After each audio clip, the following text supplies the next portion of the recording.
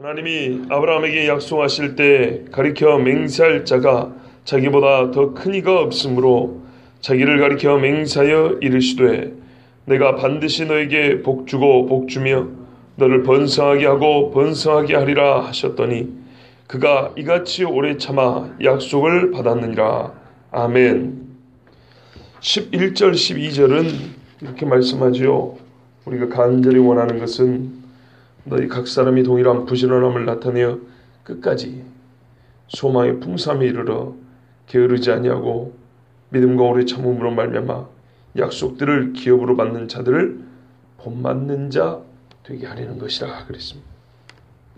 본이 될 만한 사람은 많지요. 왜냐하면 약속들을 기업으로 받는 자들, 이 여러 사람을 본받게 하려 하니라 그랬으니까 본이 될 만한 사람 많은데요.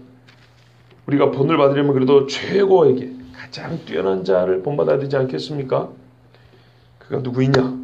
우리에게는 가장 큰 믿음의 조상이 있으니 아브라함입니다. 아브라함은 믿음으로 의롭다함을 받은 사람, 그리고 그 본복이고 신뢰이기도 하고 하나님께 믿음으로 복받는 자의 예증이기도 하고 하나님을 사랑하고 주님과 동행하는 것이 무엇인지 보여준 훌륭한 모범선생이기도 합니다. 그리고 하나님의 약속을 기다린다는 것이 무엇인지 가장 우리에게 바르게 가르쳐 줄 수 있는 분입니다. 그래서 아브라함 이야기를 들어서 신뢰를 들어줍니다. 하나님은요, 아브라함을 약속의 파트너로 세우셨어요. 하나님의 그 파트너로 삼으신 건 주권적인 은혜지만 하나님의 약속의 파트너로서 그 약속에 부응해 산 것은 아브라함의 믿음입니다. 그래서 우리 믿는 자의 조상, 우리 모든 사람의 조상이라고 로마서 4장 11절 16절은 그렇게 말씀하고 있습니다. 하나님은 아브라함과 약속하셨고요. 맹세하셨어요. 맹세는 자고로 자기보다 더 큰 일을 두고 맹세하는 겁니다. 그 권위의 근거에서 이 약속을 확정하고 보증하는 겁니다. 그런데 하나님은 자기보다 더 큰 이가 없어서 오늘 13절 말씀대로 자기 자신을 가리켜서 맹세하셨습니다. 가장 큰 보증이죠. 말하자면은 지금부터 내가 아브라함 나하고 약속을 안 지키면 나 하나님 아니다 이런 뜻입니다. 1700년대 영국의 존 브라운 목사라는 사람은 그 목사님이 이렇게 말했어요. 약속을 하고 맹세를 한다고 해서 그게 뭐 실현 가능성이 더 커진다거나 결과가 더 좋아진다거나 그런 건 아니라는 거예요. 그렇지 않습니까? 우리가 약속을 했어요. 그런 다음에 거기다가 이왕 그 약속을 지킬 것 같으면 뭐 말을 더 보탠다고 해가지고 도장을 한 번 칠 걸 100번 찍는다 해가지고 찍으면 찍은 만큼 뭐 결과가 더 커진다거나 좋아진다거나 결과에 영향을 미치지는 않아요. 그렇지 않습니까? 근데 맹세는 왜 하냐? 결과가 달라진 것이 아니고 그 결과를, 그러니까 결과의 크기가 달라진 게 아니고 그 결과가 반드시 있으리라는 것을 확증하는 거예요. 그렇죠? 맹세를 한다고 해가지고 열매가 계약이 10,000원을 주면 10개를 주긴 했는데 맹세한다고 해서 10개가 12개, 13개, 14개 되지는 않아요. 또 하나가 이만한 게 10개인데 이렇게 막 커지지 않아요. 결과는 별로 달라질 게 없습니다. 그런데 이 결과가 있으리라는 그 사실은 확실해진다는 거예요. 반드시 한다 그 말이죠. 그래서 이 맹세라는 것은 물리적인 보증이 아니고요. 인격적인 보증입니다. 인격이 달린 문제입니다. 우리 하나님께서 아브라함과 약속하시고 이 약속한 내용에 내용을 더한다는 게 아니고 이 내용이 반드시 이루어질 거라는 것을 자기 이름을 걸고 약속하셨어요. 이 맹세입니다. 그렇기 때문에 이 일이 이루어지지 않거나 조금이라도 부족함이 있으면 무엇의 손상이 온다고요? 인격의 손상이 온다고요. 하나님의 인격의 손상이 온다고요. 우리가 그런 하나님 믿을 필요가 없는 거예요. 자, 하나님이 자기 이름 걸고 맹세했습니다. 자, 뭐라고 맹세했냐면 14절에 보시면 15절까지 이르시되 내가 반드시 너에게 복주고 복주며 너를 번성하게 하고 번성하게 하리라. 이게 맹세예요. 맹세의 내용이 이거예요. 2번 반복했으니까 엄청나게 강조한 거죠. 예? 열렬한 겁니다. 하나님께서 열렬하게 약속하는 겁니다. 이게 얼마나 큰 뭐랄까요, 확실함이냐. 이 똑같은 표현이 어디에서 처음 쓰였냐면요, 네가 동산 중앙에 있는 선악을 알게 하는 나무의 열매를 먹으면 어떻게 죽는다고요? 정령 죽으리라. 이 말씀을 읽으면서 생각나는 분이 있어요.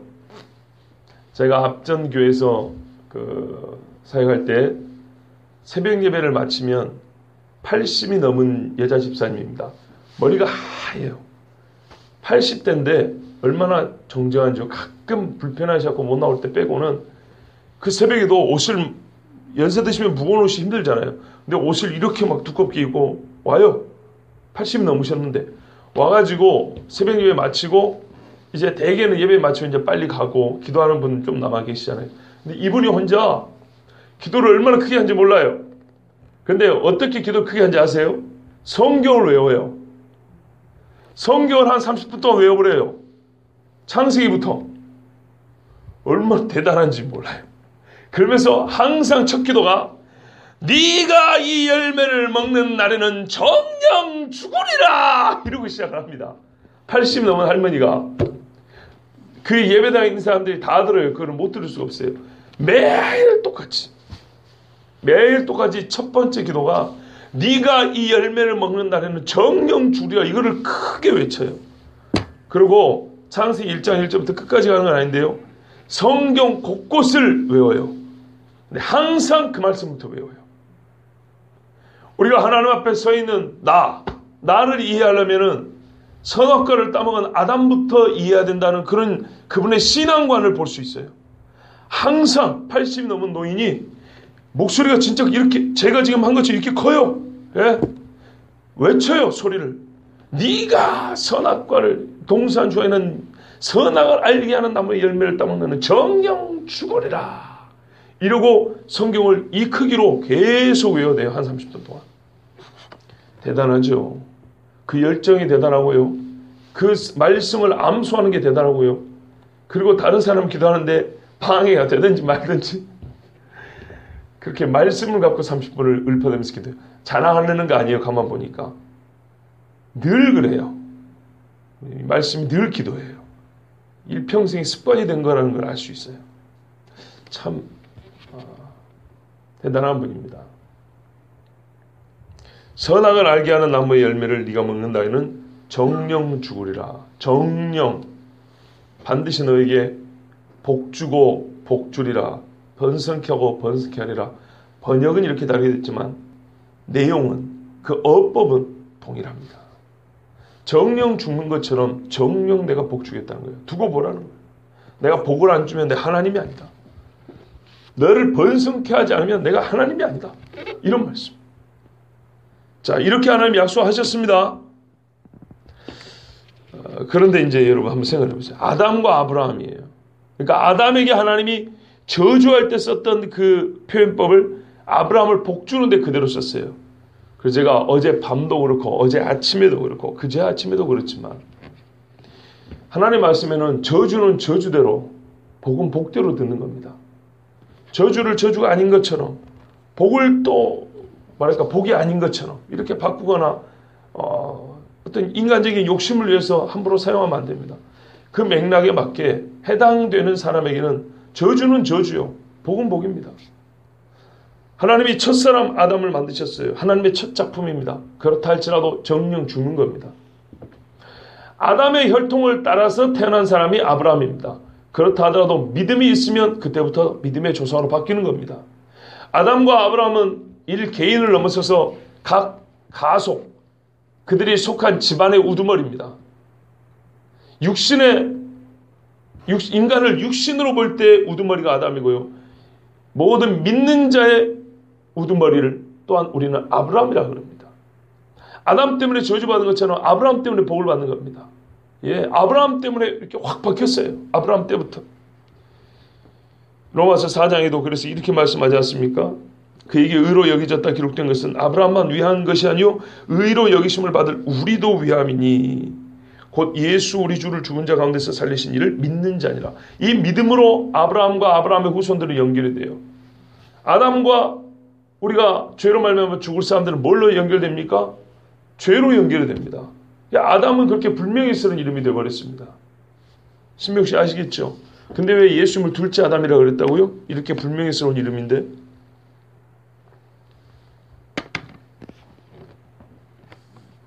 갑자기 어려운 질문을 해서 띵호야하죠.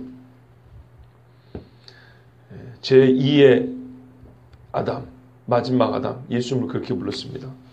차라리 둘째 아브라함이면 그 명예훼손이 덜 될 텐데 어떻게 하나님의 아들을 좀 히브리서는 비교할 자가 없다 그랬는데 왜 아담과 비교를 할까요? 두 번째 아담이라고. 말 그대로입니다. 아담의 역할을 가지고 온전한 겁니다. 모든 인류의 머리가 아담이었죠. 그러나 그런 타락의 집안, 가장이 되었죠. 근데 예수님으로 말미암아 모든 인류가 이제는 믿음의 집안 식구가 되는 겁니다. 그걸 예표로 보여준 자가 아브라함이고요.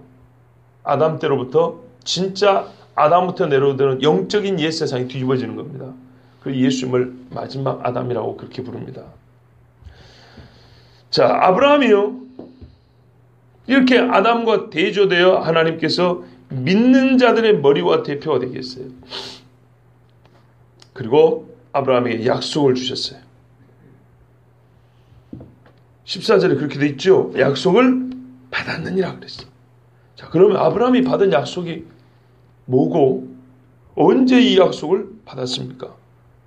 자, 우리가 아까 복 주고 번성케 하고 번성케 한다 그랬어요. 자, 이것은 어떤 약속을 말하는 건가요? 하나님이 아브라함에게 약속 많이 했거든요. 처음에 창세기 12장 2절에 네 본토 친척 아비 집을 떠나라. 그리고 너에게 뭘 준다 그랬어요?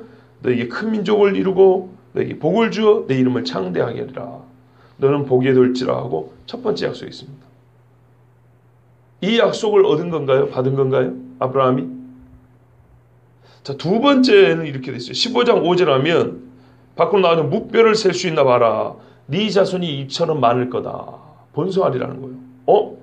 오늘 말씀에 번성의 복을 약속했네. 그럼 15장 이야기인가?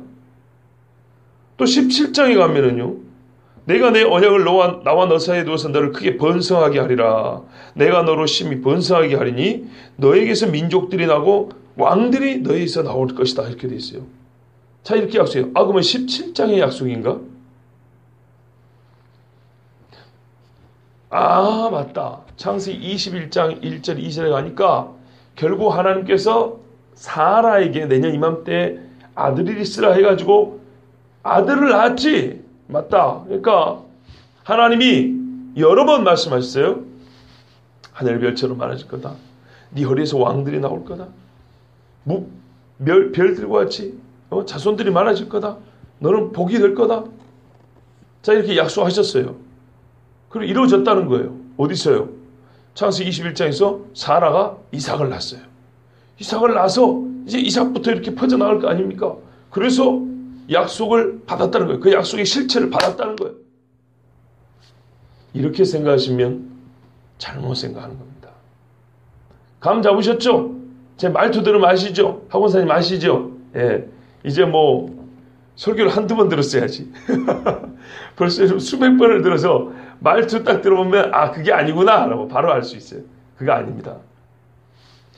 그럴 거라고 생각이 되지만 그거 아닙니다. 여러분, 오늘 이 말씀은요. 어디서 인용을 한 거냐면 창세기 22장에서 인용한 겁니다. 22장에 보면 우리가 잘 아는 아브라함이 이삭을 하나님께 바치는 장면이 나와 있습니다. 목을 딱 달라고 할 때 하나님의 사자가 나타나서 멈추게 하고 아브라함아 부르면서 그 다음에 뭐라 하냐면 두 번째 나타나서 하신 말씀이 있어요. 그게 22장 15절 18절에 기록되어 있는데 제가 한번 읽어드릴게요. 얼마나 오늘 말씀과 일치한지 봐보십시오. 여호와의 사자가 하늘로부터 두 번째 아브라함을 불러 이르시되 여호와께서 이르시기를 내가 나를 가리켜 맹세하노니. 다른 약속에는 이 말씀이 없어요. 나를 가리켜 맹세한다는 게 없어요. 네가 이같이 행하여. 여기 우리 본문에 이같이 있죠. 이같이 오래 참아 약속을 받았다 돼 있죠. 예, 이같이 행하여 네 아들 이삭을 바치기까지 이게 정말 어렵고 불가능한 일인데 이렇게 해서라도 네 아들 네 독자도 아끼지 아니하였은즉, 자, 이게 조건입니다. 내가 너에게 큰 복을 주고 네 씨가 크게 번성하여 하늘의 별과 같고 바닷가의 모래와 같게 하리니. 물론 앞에 약속하고 중복되는 면이 있어요. 그런데 오늘 히브리서 저자 즉 사도 바울이 우리에게 주목하게 하고 싶은 장면은 22장이에요. 부분적으로 일치되는 약속이 앞에 있지만 그것에 주목을 하게 하려고 한 게 아니고 22장을 주목하게 하려고 한 거예요. 우리에게.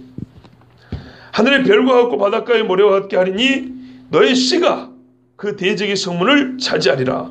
또 너의 씨로 말미암아 천하 만민이 복을 받으리니 이는 내가 나의 말을 준행하였음이니라 하셨다니라. 모리아산에서 있었던 약속입니다. 정확히 일치하죠. 아브라함이 100세에 낳은 아들을 하나님께서 다시 살리실 줄 알고, 히브리서 11장에 가면 그렇게 되어 있어요. 부활의 믿음을 가지고 온전히 순종하여 목에 칼을 댔습니다. 그 순간 하나님의 사자가 나타나서 하신 말씀이 히브리서가 인용한 창세기 22장 말씀입니다. 바로 이거를 본받으라는 거예요. 히브리 성도들에게. 아브라함 하면 모리아산이라는 겁니다. 여러분, 아브라함의 믿음하면 모리아산 이삭 바친 그것이 아브라함의 믿음을 대변하는 거예요. 약속의 땅을 찾아서 떠난 것도 아브라함의 믿음을 말합니다. 예, 여러 가지 아브라함의 믿음을 말해줄 수 있는 것들이 많이 있어요. 75세 때부터 말씀을 받고 우상 숭배집에 떠나와서 정말 편안한 집 떠나서 객지소환하면서 인내하며 좁은 길을 걸어왔던 거, 이거 부정한 거 아니에요. 그러나 여러분, 그 인내가 모리아산까지 가지 못했다면, 모리아산에서의 인내가 없었다면 앞에 순종은 물거품 되는 거예요. 예수님이 이 땅에서 하신 행적이 얼마나 많습니까? 얼마나 훌륭한 가르침을 주셨고요. 세상 사람들이 말하는 것과 같이 얼마나 훌륭한 도덕 선생님입니까? 얼마나 가난한 사람들을 먹이고 입혀주었던 복지가입니까? 세계 최고의 복지가 아닙니까? 왜 근데 그 사람들은 그렇게밖에 이해를 못합니까? 예수님의 말씀과 행적을 그렇게밖에 이해를 못합니까? 왜냐? 십자가가 빠졌기 때문입니다. 예수님이 공생의 3년 이상을 사시면서 훌륭한 일을 많이 하시고 정말로 우리에게 육체적인 유익을 많이 줬다 하더라도, 어떤 유익을 줬고 어떤 대단한 말씀하시는 모르지만 십자가가 빠져버리면 그 앞에 예수님이 하신 것들은 어떻게 돼요? 다 헛것이 되어버립니다. 그렇지 않습니까? 십자가가 있으니까 앞에 것들이 십자가에 비추어서 그 깊은 영적인 의미를 드러냅니다. 우리에게 참된 소망을 줍니다. 그런데 십자가가 빠져버리면 앞에 예수님이 죽은 자를 살려주고 병든 자를 일으켜준 건 말 그대로 어떤 인간의 초능력에 불과한 겁니다. 모리아산이 빠져버리면 아브라함의 믿음의 꼭대기 정점이 없는 것 같은 거예요. 그래서 아브라함의 믿음을 얘기하려면, 우리가 진짜 본받으려면 정점, 믿음의 사람 아브라함의 그 아브라함의 믿음 중에도 제일 꼭대기에 있는 부분, 그것을 본받아야지 않겠습니까? 본이 되려면 최고를 본받아야죠. 그래서 우리 보고도 말해요. 예수님을 본받대. 어떻게 해요? 자기 십자가를 지고 따르라 그러잖아요. 십자가가 정점이에요. 십자가가. 아브라함이 이삭을 바친 후 받은 약속은요, 단순한 수의 번성과 물질적 풍요가 아니에요. 원수 대적의 성문을 차지한다 이거예요. 원수 대적의 성문을 차지한다는 것이 가운데 있고, 앞뒤로 수의 번성과 물질의 번성, 이 복이 있다는 것을 우리가 기억해야 됩니다. 여러분, 대적을 정복하지 못하면 많은 물질을 갖고 자손을 많이 낳아야 무슨 소용이 있겠습니까? 이스라엘이 하나님 앞에 성전을 지어놓고 금으로 입혔습니다. 그 짓는 과정을 보면요, 금이 어마어마하게 들어갔어요. 예루살렘 성전은 전체가 금으로 이렇게 껍질을 입혀놨어요.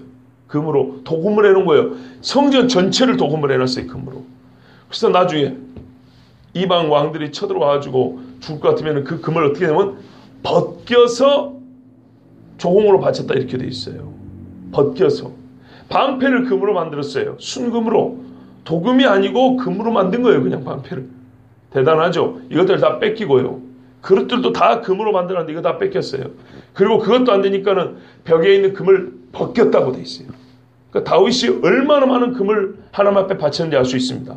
대부분은 다윗이 준비해 놓은 거라고 그랬습니다.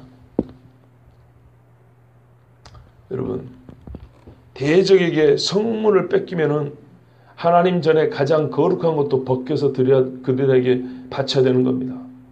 거꾸로 말하면요, 대적의 성문을 차지하면 당연하게 평화가 오는 것이고요, 자손들의 번성 진짜 복이 됩니다. 물질적인 풍요, 이거는 안전하며 풍요로웁니다. 그러나 원수가 나의 성문을 차지하면요, 내가 가지고 있는 자식들 다 볼모로 잡아갑니다. 내가 쌓아놓은 금은 보화들 다 헛것대 버립니다. 다 끌고 가버립니다. 곡식들 추수해봐야 탈탈 털어가 버립니다. 진짜 복과 번성은 대적의 성문을 차지할 때에 확보가 되는 것입니다. 이 약속을 언제 했냐? 모리아산에서 자기 아들을 바칠 때 하나님이 그 약속을 주신 거예요. 여기까지 인내한 겁니다. 여러분, 모리아산에서 분명히 그랬잖아요. 네가 이같이 행하여 너의 사랑하는 독자 아들을 나에게 아끼지 아니하였은지, 거기에 이같이가 나옵니다. 여러분, 하나님이 세상을 이처럼 사랑하세요. 십자가를 빼보면 이처럼 공허하지요. 그런 거 마찬가지입니다. 이같이 말하면 이처럼 네가 나를 경외하였는데 모리아산에 아들을 바치게 빠져버리면 어디서 이 가치를 찾을 수 있겠습니까? 그런데 오늘 히브리서가 말하면 이같이 인내하여 오래 참음으로 약속을 받았다 했지요. 이 가치가 바로 이거예요. 예. 고향 집 떠난 것이 아니고 모리아산에서 아들을 바치기까지 이렇게 해서, 근데 우리 번역이 빠진 부분이 있어요. 원래 번역대로 하면 어떻게 되냐면은 끈질기게 견딘 후에 이렇게 돼 있어요. 이같이 끈기있게 견딘 후에 약속을 받았다 이렇게 돼 있어요. 원래 이게 더 정확한 번역입니다. 후에, 이같이 끈질기게 견딘 믿음을 하나님 앞에 보인 후에 이 약속을 받았대요. 하나님께서 두 번째 나타났다 그랬죠. 그러면 이 두 번째 나타난 22장의 약속이 주어지기 직전에 뭐가 있었죠? 어떤 끈질김과 어떤 인내하는 믿음이 있었죠? 자기 아들을 바치는 거죠. 예, 그래서 오늘 본문에 말하는 복과 번성은요, 다른 이야기가 아니고 22장에 있는 아들의 목에 칼을 대어 그를 아버지 앞에 번제물로 바치기까지 한 그 믿음을 얘기하는 겁니다. 그런데 왜 아브라함이 아들을 바칠 수 있었습니까? 그거는요, 그가 하나님의 약속을 멀리서부터 바라봤기 때문입니다. 뭐냐면 곧 메시아가 와서, 여자의 후손이 와서 우리를 모든 사망 권세에서 자유케 하리라. 히브리서 11장에 가면 그랬다고 이제 말씀드렸지 않습니까? 넘겨서 한번 볼까요? 우리 가까우니까 11장 보십시오.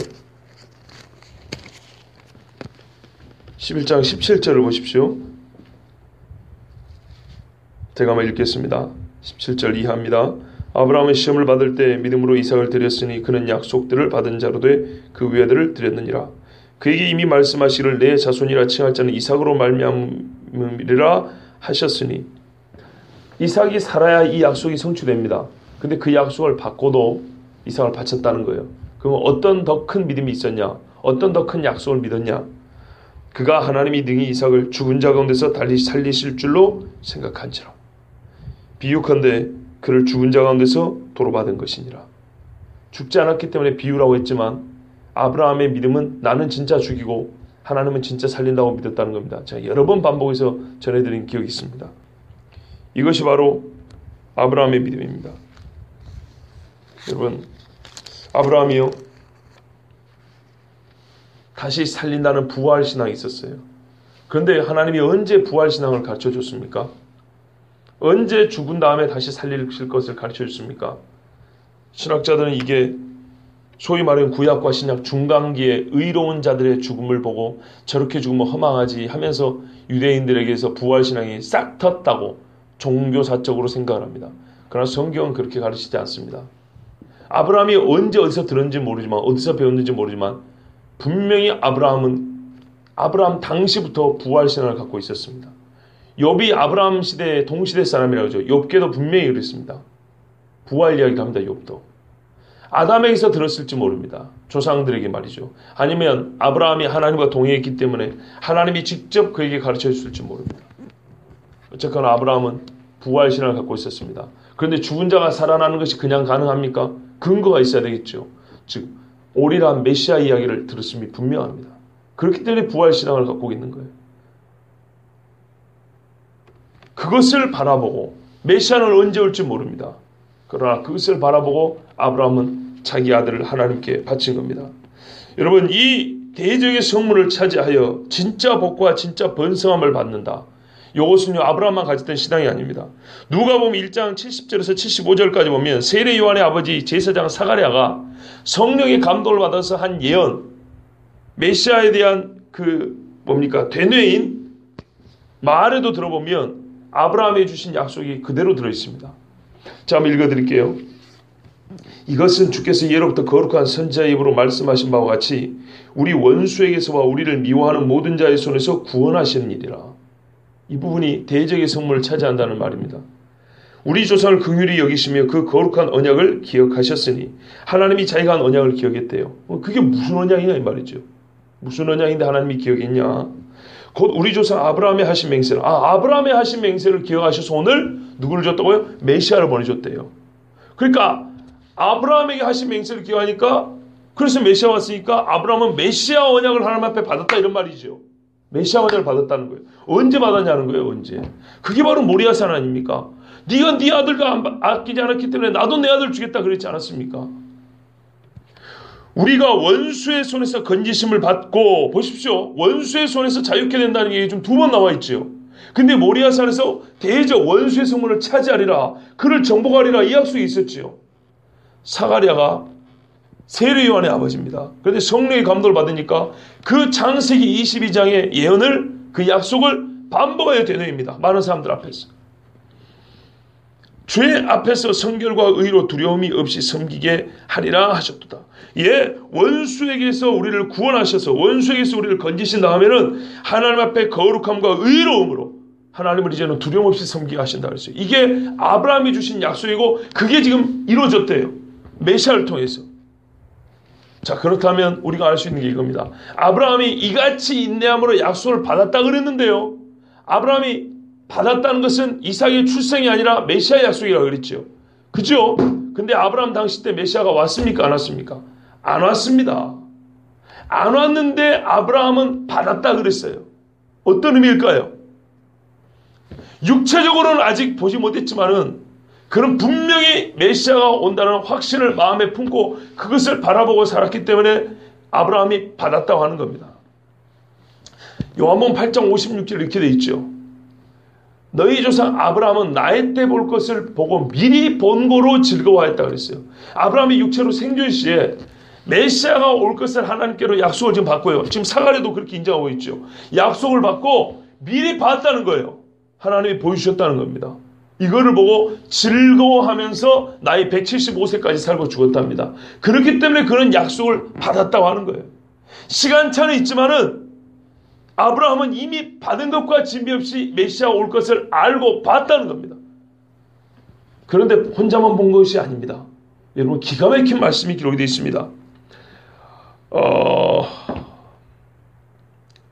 이게 어디냐면 히브리서에 있는데요.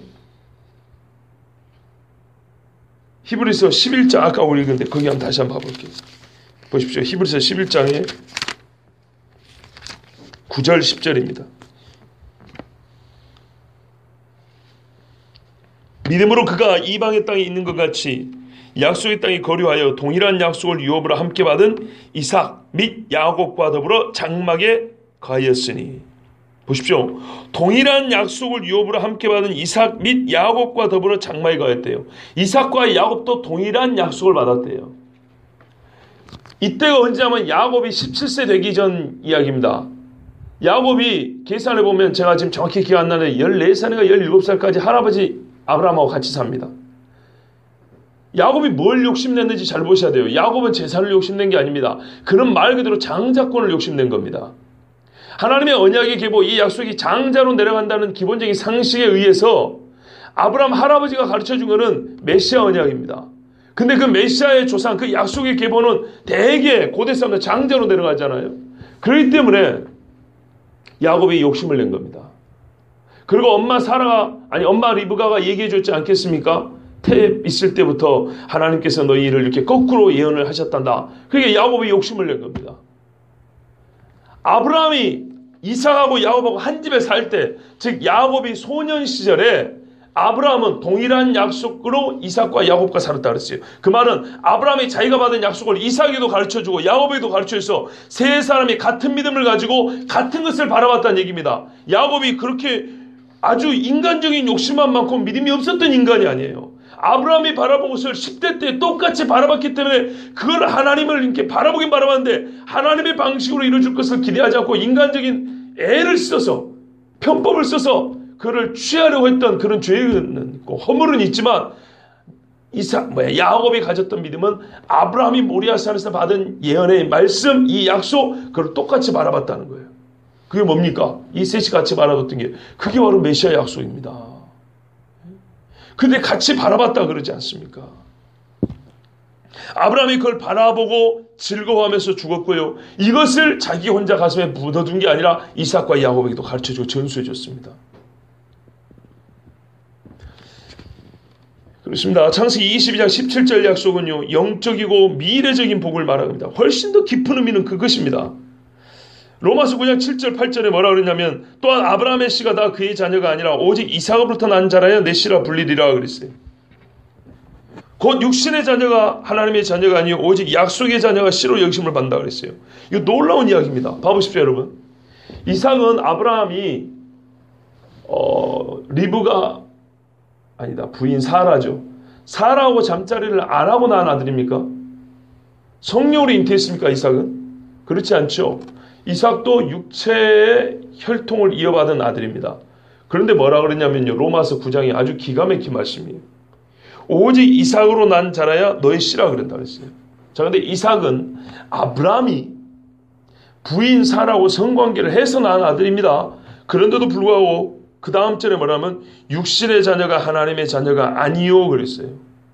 육신으로 분명히 이삭이 태어났는데 육신의 자녀가 아니라고 했으니까 이삭이 빠져야 됩니다.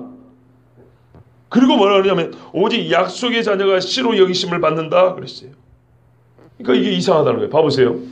이삭이 씨고요. 이삭으로 말미암아 씨가 이삭만 씨라고 불린다 그랬어요.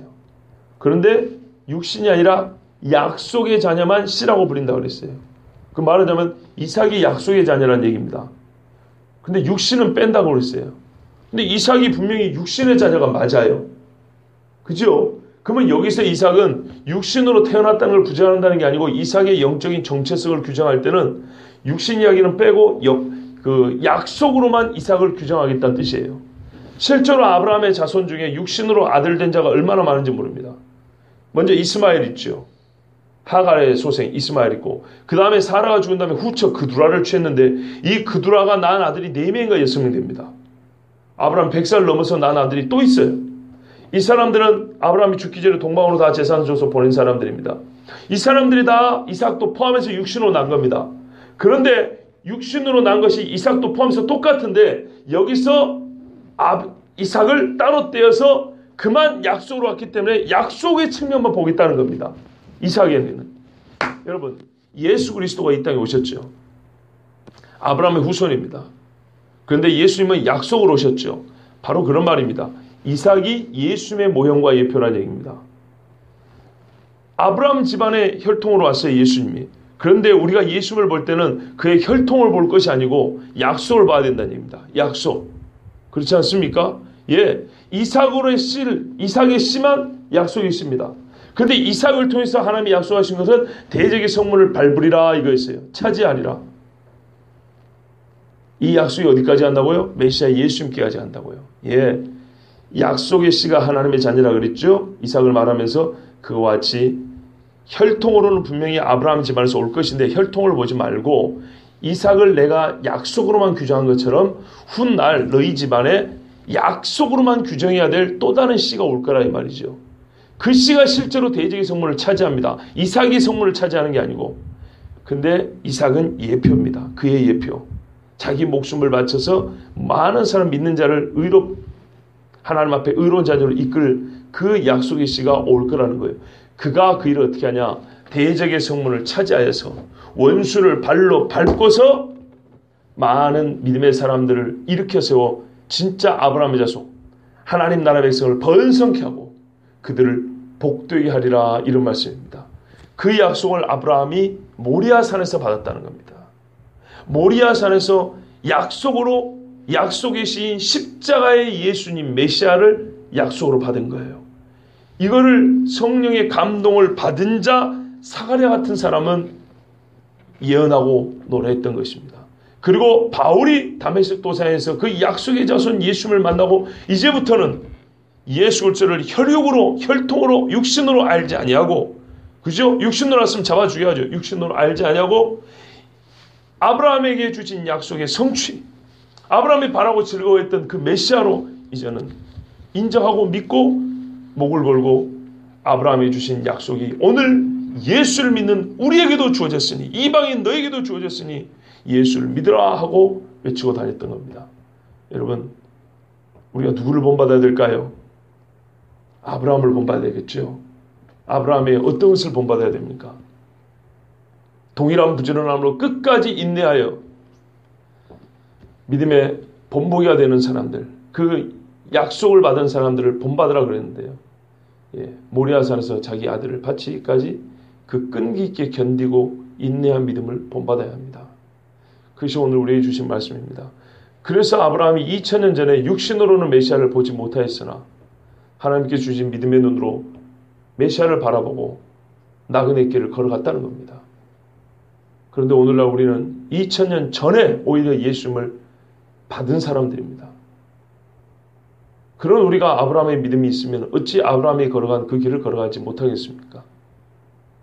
지금 세상을 살아가는 많은 사람들 중에 아브라함의 약속을 아는 이도 적을 뿐만 아니라 예수님이 말씀하신 좁은 길을 걸어가는 이가 적은 것은 아브라함과 같은 믿음을 본받지 않기 때문이고, 그와 같은 동일한 부지런함. 보십시오. 75세 때 받고 175세에 죽었습니다. 아브라함이.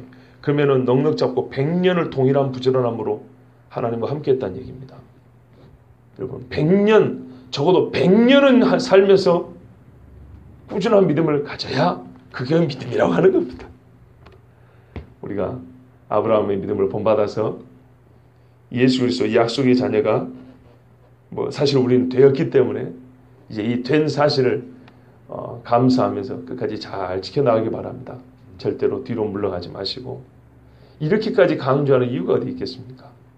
제발 믿음의 장성한 자가 되라는 뜻 아니겠습니까? 아브라함 같은 믿음 있는 저와 여러분 되기 바랍니다.